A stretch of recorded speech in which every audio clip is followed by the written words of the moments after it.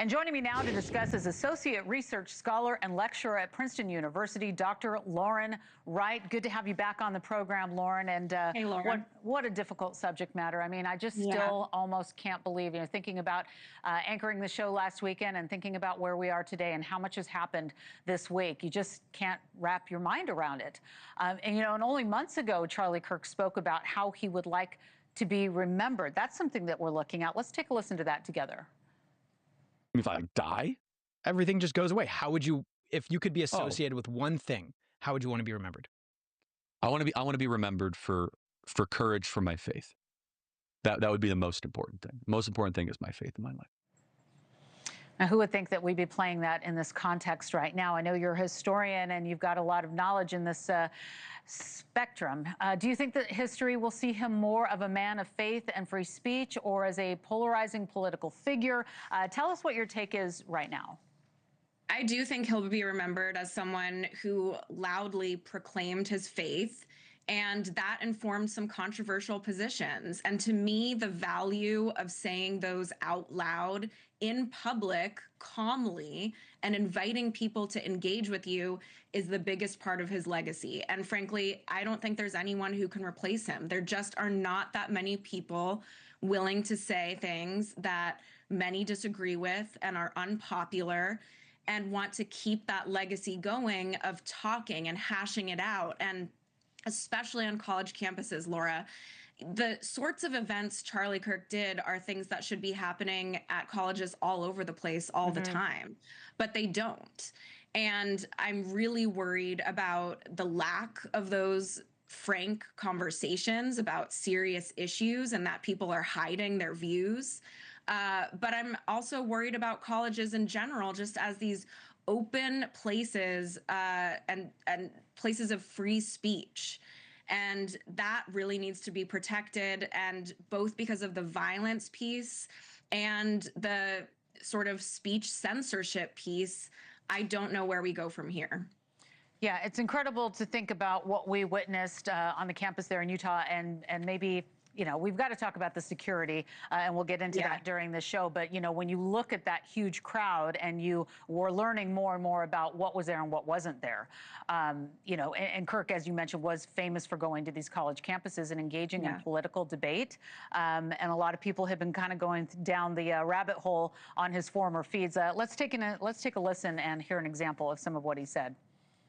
It is a privilege, not a right, to come into America. So it's a privilege to live a life that requires you to have clean water, clean food, clean air. Yes, of course it is. And you have to fight for that? Yes, it is not. But we didn't? Hold on a sec. Well, born here, we didn't fight for that? Well, my ancestors did fight for that, actually, and I'm a very thankful recipient of many generations of Americans that fought for the greatest nation ever to exist. By doing what? Coming here? Well, illegally?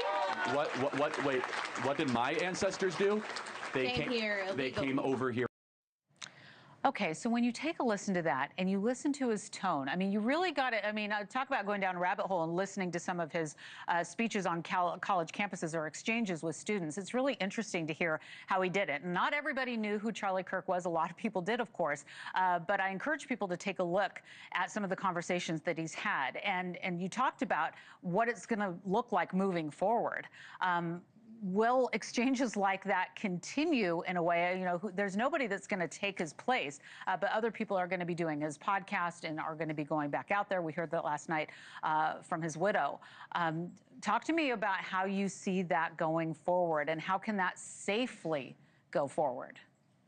Well, the issue is it's not just a cost to conservatives, because of course conservatives have lost a sort of bold thought leader in their movement, but it's really a cost to those liberal students. And that's something I'm writing about in my book about college campuses, is when liberal students do not have a chance to engage with conservative ideas, and those students are interested in politics, they want to go into the world, they genuinely want to make change, they are weakened by the absence of the other side being represented, because how are you supposed to think about what you think and what the right answers are if you never engage with the opposition? And so I think everyone is actually, it can't be overstated his importance, but it really affects both sides. It really affects political discourse as a whole.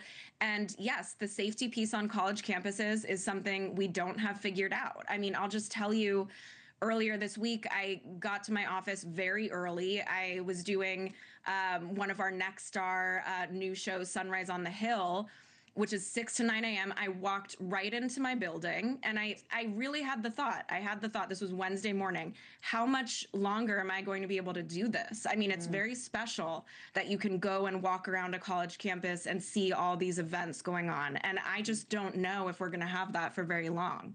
Yeah, I mean, that's scary, and it is so troubling.